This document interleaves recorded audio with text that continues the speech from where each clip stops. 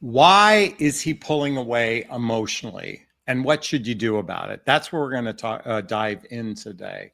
And I'm sure many of you have experienced this where you've invested in someone in a relatively short period of time. You've noticed that he pulled away. Have you ever felt like things were going great with a guy? And then, yes, he suddenly pulls away emotionally without any understanding, without any explanation of what's going on. And I know it's confusing, it can be frustrating, and it can make someone question everything. But don't panic. I've got you covered, okay? And we're going to dive into the reasons why this happens. But I think it's important to address something that is something that we're all experiencing today: dating fatigue, relationship burnout, and quite frankly, we are in a relationship drought. In fact, there's a new book I've just ordered for myself. I don't have it yet. It's called The Relationship Recession. Someone write that in the chat box: Relationship Recession. And I've said this for months and months and months, that the number of singles out in the world, or at least in here in the United States universe, is now outnumbering married people and even probably people in relationships. We have more singles than we do have people in relationships. We are in a relationship drought. And I think it's because of dating fatigue, relationship burnout, and certainly those who have been hurt in their past relationships, and they find it very difficult to open up again to a new relationship. In fact, those of you in midlife, and my audience is predominantly midlife, which I say is after baby making years and before retirement. If you're in that age demographic, that's what I speak to. Roughly 75% of singles in this dating in over 45 years old are divorced. And when you think about it, those of us who have been divorced might have experienced 1, 2, 3, maybe up to 5 significant relationships. Now, when I say significant relationships, I'm talking about relationships that were, something where you two were building something together. You had reached that 3-month mark. You've been physically intimate with each other. You started to integrate into each other's lives.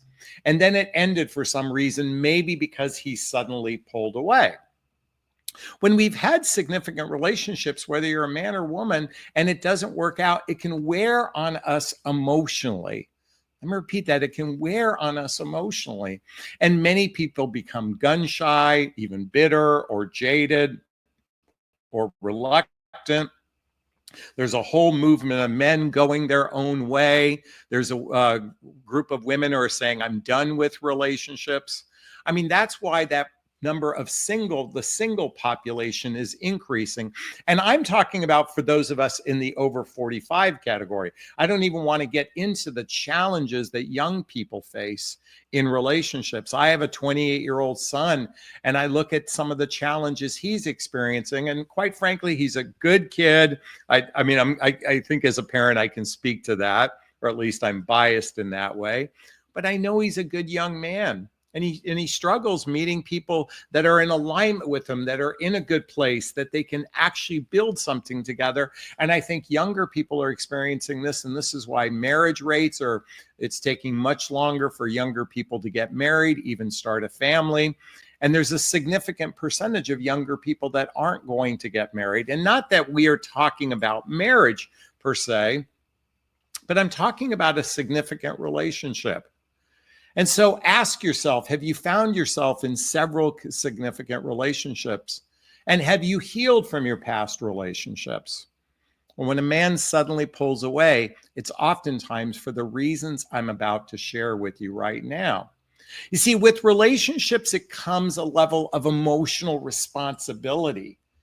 Now, we can dismiss this as being something that should be easy, but the fact of the matter is, if a person's love cup is rather empty emotionally, maybe just enough to cover themselves, they may not have enough to give to another relationship. And that's why they pull away on an emotional level for some of the following reasons I'm about to share.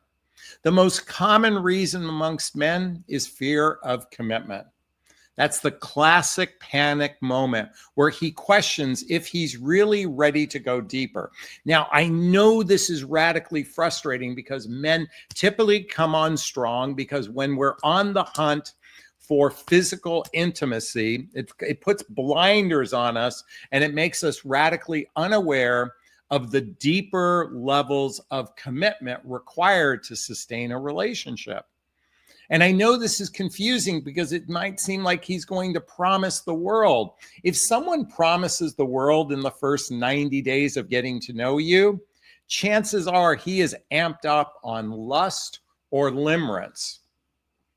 And he may not have the capacity to lean into a healthy, happy relationship. See, okay, listen. Here, I'm going to pull out my chart for those that are familiar. These are my three types of people actively dating. By the way, the bottom says this is not a fact, it's merely an opinion. I say 20% of the population are users. Those are the people that seek short-term gain. Love bombers, players, gold diggers, entitled people. They only care about themselves. And while I say 20% of the population are grower builders, they seek long-term commitment, they have their act together, they have a level of emotional maturity, most everybody falls into the category of what's known as spenders. They seek companionship, connection, and sex, but they have no direction. They have uncertainty. Oftentimes the ground underneath them isn't solid, and the reason why they're called spenders is that they'll spend time with you without any level of commitment. And I know it sucks because listen, I've fallen into that category many times in my life where I've wanted companionship, connection, and physical intimacy, but my capacity to lean into a relationship can be rather challenging because of where I'm at in my life. And I'm speaking about men in general. Where they're at in their life may make it difficult for them to go to that next level of commitment. Why they fear commitment, because relationships come with it a level of emotional responsibility. We can't get around this. And we can't underplay this, because the minute, and I know you ladies, well, when we're in love, we should just magically give up our entire lives because that's what unconditional love does. Listen, unconditional love is for our children, okay? Those are probably the closest thing on the planet where we'll ever experience unconditional love. And yes, some couples might experience it, but the reality is love and commitment are two different things, okay? And so let me just say this. I know you can criticize men to say, well, they must be stronger. They must be more confident. They must give me everything I want. Well, just remember, there's a significant population of women who also have a fear of commitment. And there are men who are ready for a relationship, finding themselves with those types of women as well. So this isn't singular to men. This is true for men and women alike. Number two, life stressors, work, family issues, personal struggles that might have nothing to do with you might cause someone to pull away emotionally. Let me tell you something. When you look at the scales, like a scales of justice, but you look at the scales, sometimes our life stressors can just be like a feather added to the scale, and it makes our love cup, our capacity to emotionally give, be almost like a vacuum to some degree. And that doesn't make them bad people. It could make the person compassionate, caring.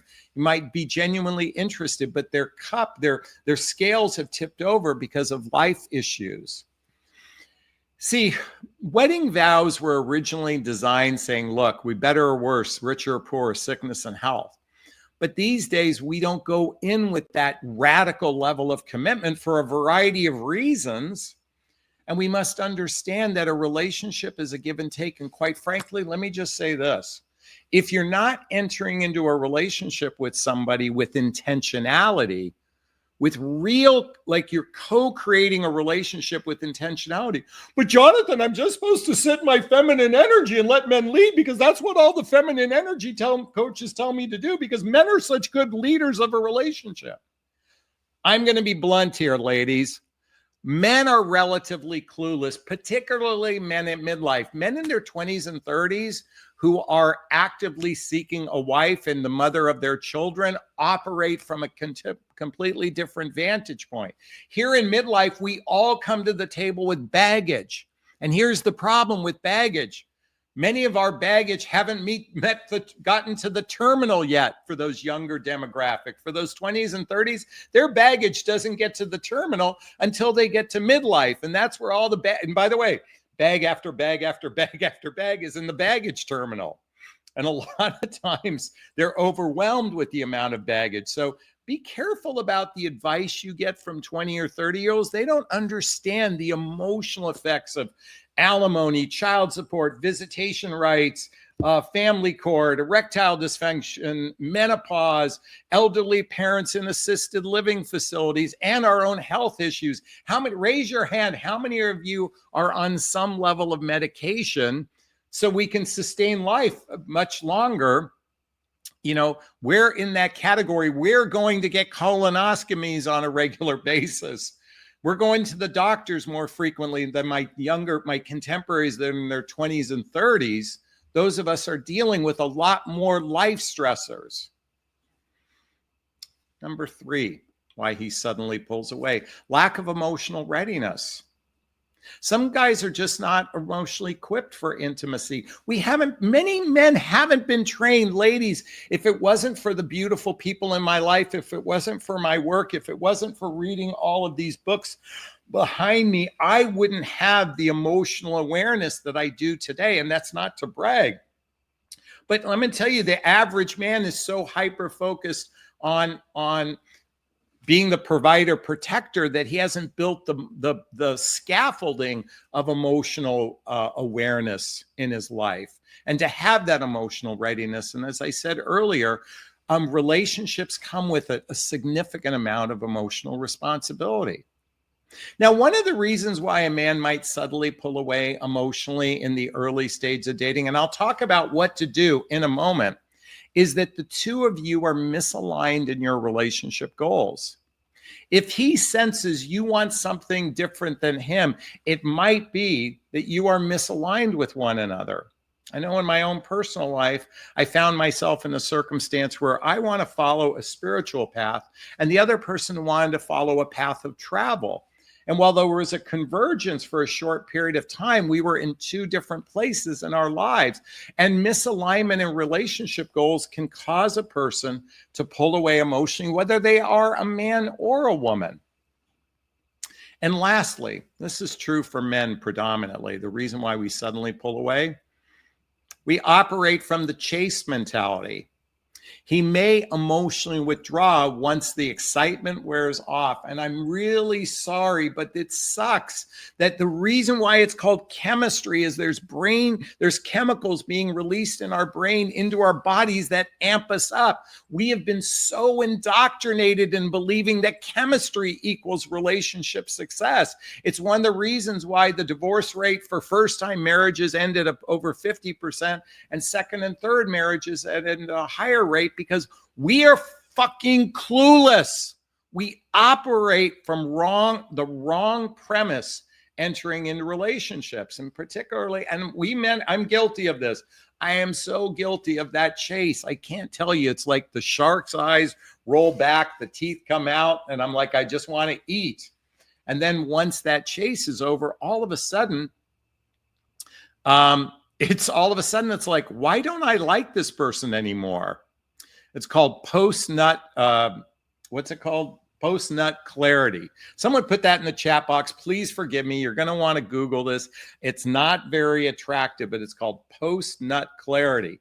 All of a sudden, once we ejaculate, all of those feelings that we have disappear. I can't tell you why this happens. You might want to talk to a biologist. You might want to contact the Kensington Institute to the Kinsey Institute, to find out why this happens from a biological standpoint, but it does. So what can you do when this happens? Well, first off, if a man pulls away emotionally, don't panic, and please don't chase. Let me repeat that. Don't panic and don't chase. The worst thing you can do is overwhelm him with questions or pressure or chase him. Folks, I know it can be emotionally devastating to give your heart to someone, to get attached to someone. Oftentimes, many of us get attached in a very insecure, unhealthy way. If you're not familiar with these two books, Attached by Amir Levine and Rachel Heller, and Getting the Love You Want by Harville Hendricks and Helen Hunt, I promise you, reading these two books will change your life. I am guilty of probably every relationship I've ever had. I've gotten attached in an insecure way, thinking it was healthy love. I invite you to look at your past relationships from an absolutely objective point of view, which is so hard to do because we human beings are so fucking egoic. We gaslight ourselves so often thinking we're perfect and it's always the other person's fault. I'm sorry to break the news to you. You're not perfect. Okay. And it's not 100% the other person's fault. We humans can get attached in an insecure way. It fucking sucks, but it's the truth. So if we can own this truth, we don't have to panic, and certainly please don't chase someone. Number 2, I wrote on my notes, give him space, but I'm not a fan of giving space. But what I would invite you to do is take that space for yourself while he's pulled away. And he's going to process his life, you process your life. But Jonathan, the other coaches tell me to brag about how wonderful my life is on social media. The book, The Rules, tell me to play these games. And if I play these games, he's going to magically come back. If I text him this, he will magically come back. It's all fucking bullshit. I'm sorry to tell you this. Yes, it temporarily works. Bullshit will temporarily work like a broken clock is right twice a day. But you're taking space. Even though I said give him space, you're the one taking space to nurture your soul, to really integrate. Because guess what? If it's not right for one person, it's not right for two people. This is why we have to do our due diligence. One of the things I teach in my private coaching, by the way, there's links below to schedule a discovery call with me. Listen, I'm going to tell you, ladies, it's the Hunger Games out there, okay? It's brutal, all right? Let's not candy coat this. My job is to put the odds in your favor. Now, I get calls each week from clients. Jonathan, I met a great guy. Jonathan, I met a great guy. Jonathan, I met a great guy. They know the difference because I teach you discernment, which is an empowerment tool. So again, right here's a link. Schedule a call with me. It's worth the investment for 15 minutes to see if working with a coach is right for you. Number 3, what you should do is stay grounded in your life. Focus on what makes you happy. You know what? We should all be doing that. We should all be in our own lane anyway. And a relationship should add to your life, not be dependent about your happiness. And I am so guilty what I'm about to say to you, ladies, but we are suckling on the nipple of, I need you to love me so I can feel good about myself. Will you love me so I can feel good about myself? Will you care about me so I can feel good about myself? We are suckling on that nipple. It is so sad. Stay grounded in your life. Number 4, communicate directly, but briefly. When the time feels right, address it in a calm, non-confrontational way. Most of us have confrontational communication. If you haven't read the book, Nonviolent Communication by Marshall Rosenberg, I implore you, please, please, please learn from this book. Go to YouTube right now, type this in, start watching the videos. We are guilty of such shitty and crappy communication. But Jonathan, it's all the men's fault. Folks, ladies, you are so equally as bad at this. You all think you're wonderful. You are no picnic either. In fact, I work with women. I work predominantly with women. Do you know what they struggle most with? Identifying their feelings, articulating their feelings in a way that can be seen, heard, and understood, and then advocating in their needs without being demanding. And you wonder why. You're the ones going, it's his fault. No, and he's saying it's her fault. Actually, it's more like this. Men point the finger at women and women point the finger at men instead of looking in the mirror. And lastly, assess his efforts. Is he making effort to stay connected? Because if he doesn't, you deserve better.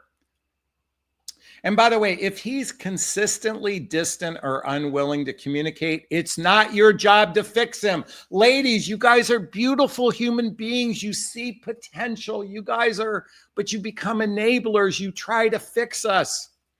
It's not your job to fix someone. It's your job to work on your own heart. And when you stand in your power and you start from the very beginning, if we could just throw out the bullshit, entertainment, romance-based way of dating and start operating from an intentional place, we will build the deep roots of trust early on that can build that foundation of a relationship so someone doesn't pull away, especially suddenly. Doesn't mean, hey, listen, some relationships aren't always going to work out. That's okay too. But it's sudden because you guys didn't build the deep roots of trust early on. And that's my invitation for all of you. Is this sinking in? Is this resonating with you? Please let me know if it is. Hit that like button. Please share this video with friends. Please subscribe to my channel so you can be notified of new videos. Hey, oh, I forgot to say, if there's something you want to share, post a comment below. I'd like to hear your thoughts. And if you want to connect with me directly, there's links below to schedule a discovery call with me to see if working with a coach is right for you. There's a link to join my group called Midlife Love Mastery. There's links to get all the books I recommend, to get my dating vows, which you have to read. All links